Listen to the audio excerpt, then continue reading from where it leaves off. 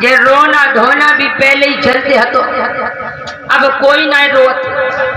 और शहरन में तो रोन की प्रथा ही चली गई है। अंदर ते आई और गाड़ी में बैठी मम्मी बाहर फोड़ गई है। और महाराज जानते हो पहले लड़की क्यों रोती थी? क्योंकि शादी जो थी ये पर्दे के अंदर होती थी।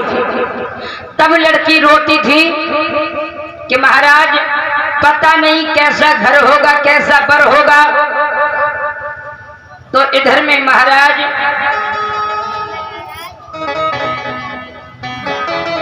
तब लड़की रोती थी कि पता नहीं कैसा घर होगा, कैसा बर होगा। और अब काय को शादी तय हो पाए, वीडियो कॉल चाली, पूरी डिटेल पहले ही पूछ ले। महाराज अब काय को रोना धोना, ब्याह तो स्कूल ही में हो जाते, बारात कब कर ले। ब्याह तो महाराज स्कूल ही में हो जाते, बारात कब कर ले। और महाराज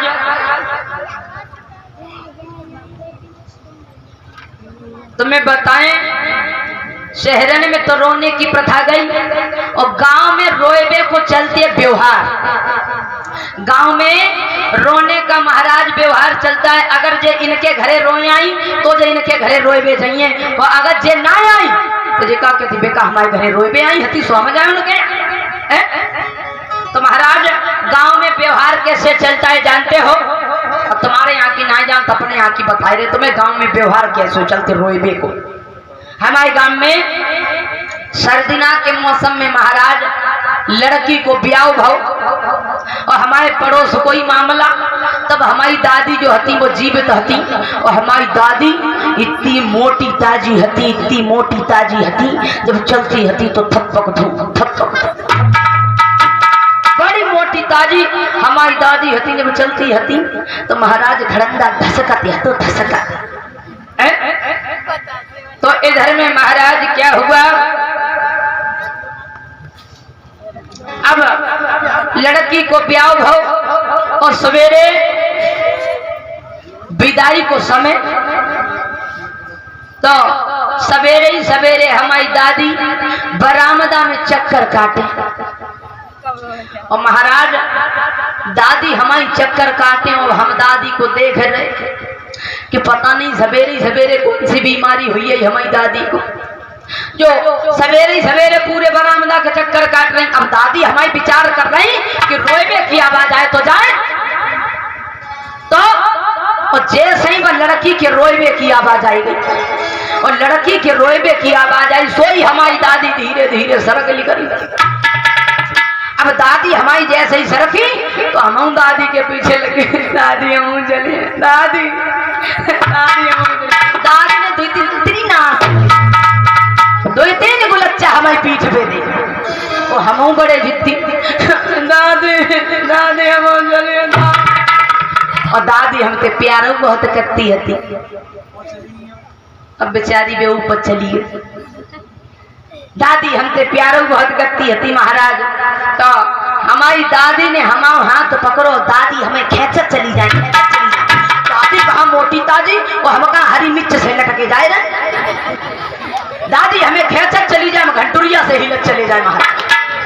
अब दादी हमारी अगर दिल से रोती तो जो दिल से रोती, लेकिन हमारी दादी दिल से ना रोई महाराज।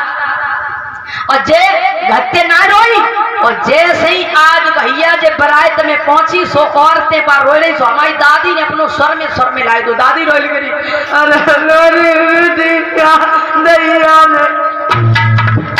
हमने देखा कि अबे तो दादी अच्छी खासी आई, इतनी जल्दी कौन सी बीमारी पैदा हुई है।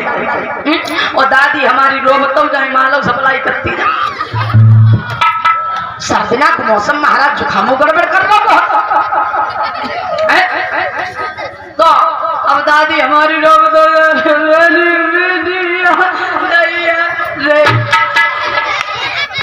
तो महाराज हमने देखो तो हमने दादी से कही, दादी मामला गड़बड़ हेरो, दादी दादी मामला गड़बड़ हेरो।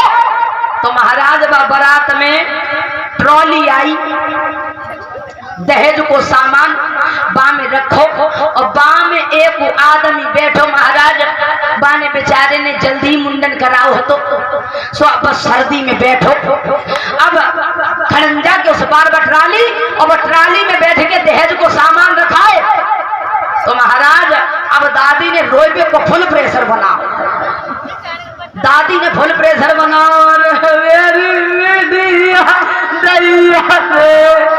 और जितो जलजीरा हाथों से खेचो और बाकी चांद।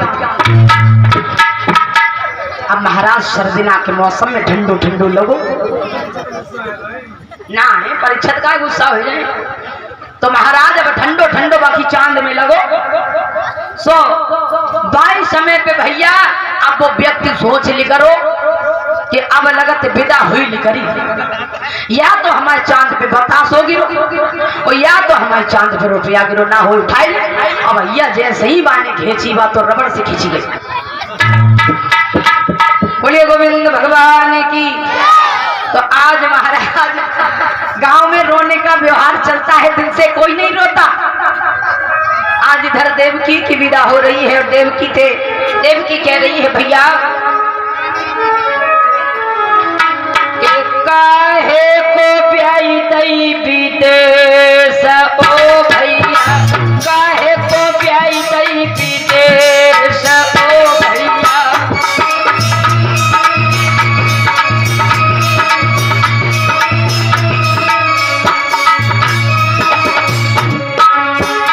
अरे छूट रही मेरे संग की सहेली, जिनके संग में तो बचपन से खेली। मेरे दिल में यही अंदेश ओ भैया, काहे को प्याई गई विदेश ओ भैया।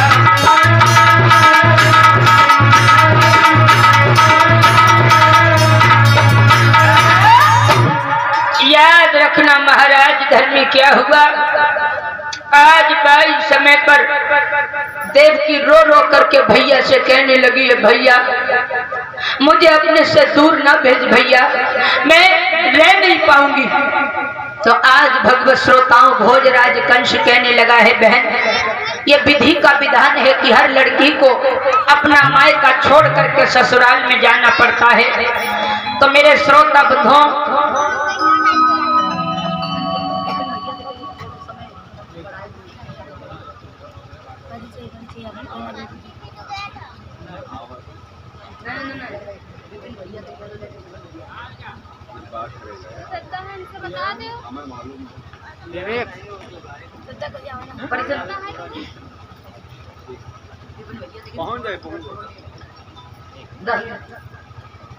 तो आज महाराज इधर में क्या हुआ।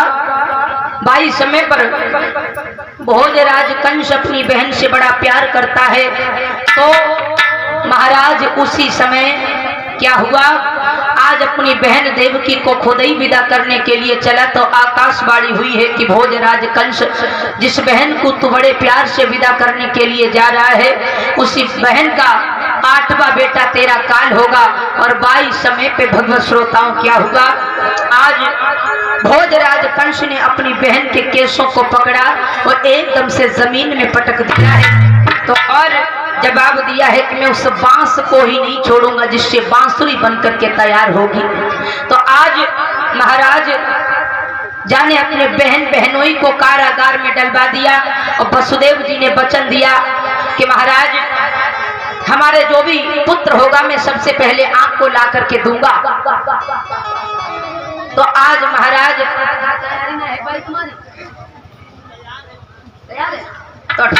तो आज महाराज उसी समय क्या हुआ, आज देवकी के जब प्रथम पुत्र हुआ तो वसुदेव जी उस बेटा को लेकर के महाराज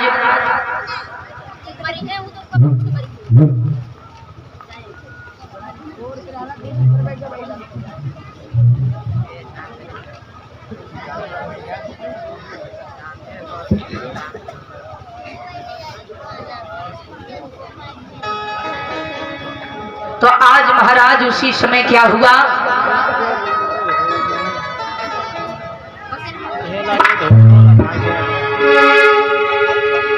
महाराज इधर में जब प्रथम पुत्र हुआ वसुदेव जी लेकर के गए तो भोजराज कंस ने जब उस बेटा को देखा तो भोजराज कंस कहने लगे मैं इसको नहीं मारूंगा, ये पहला पुत्र है और मेरा काल तो 8वां बेटा है। और जैसे ही भगवत श्रोताओं आज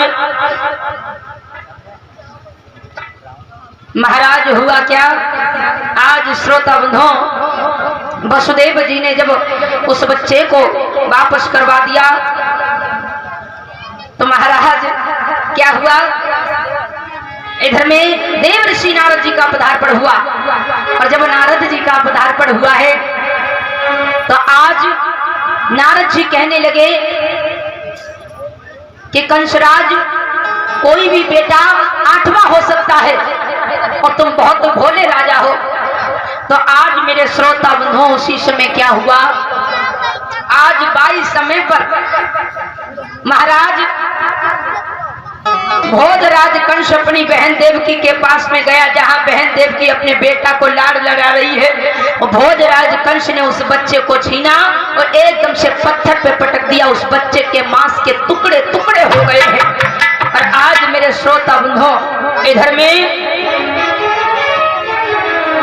भोजराज कंस ने बहन देवकी के 6 बच्चों को मार दिया है। और जब 7वां बेटा गर्भ में आया तो भगवान ने वो बच्चा माया के द्वारा गोकुल में रोहिणी के गर्भ में प्रवेश कर दिया, जो बलराम बने जाकर के। और इधर 8वें गर्भ की बारी थी, भोजराज कंस के यहाँ पर तैयारी थी। तो आज महाराज जहां पर एक ताला लगा है 7 ताले लगवा दिए, जहां पर एक पहरेदार है वहां पर 7 पहरेदार खड़े करवा दिए हैं। और ऐसा ही नहीं भगवत श्रोताओं, इधर में आज जब प्रभु के अवतार लेने का समय नजदीक में आया है तो आज खुशी का ठिकाना ही नहीं रहा है। इधर में क्या हुआ,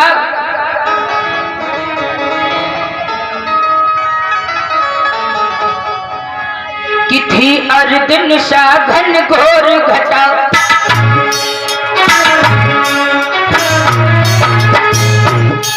थी अर्जुन सा घन घोर घटा, बूंदों की तनकल मझ में थी, श्रोता गणया है विश्व विदित भादों की कृष्ण अष्टमी थी।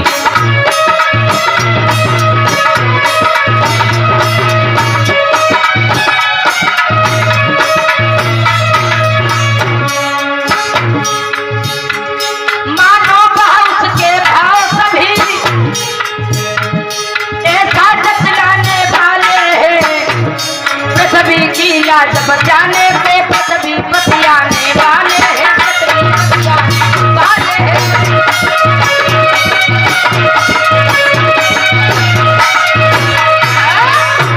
आज महाराज 22 समय पर कृष्ण अष्टमी है और इधर उस जेल में ज्योतिर्मय प्रकाश हुआ।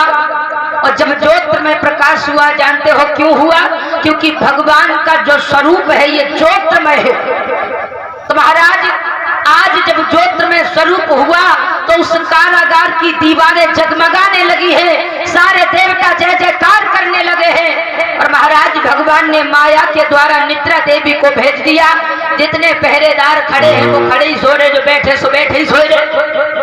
आज महाराज वसुदेव जी कहने लगे प्रभु मुझे बड़ा डर लग रहा है, मुझे यहाँ से लेकर के चलो। तो आज मेरे श्रोता बंधुओं हुआ क्या, 22 समय पर इधर में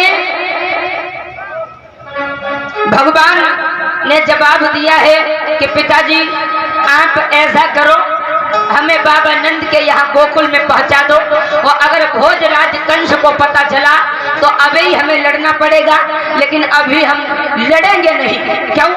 क्योंकि अगर मैंने दीपक को बुझा दिया तो पतंगे आना बंद हो जाएगी। और इधर में महाराज क्या हुआ,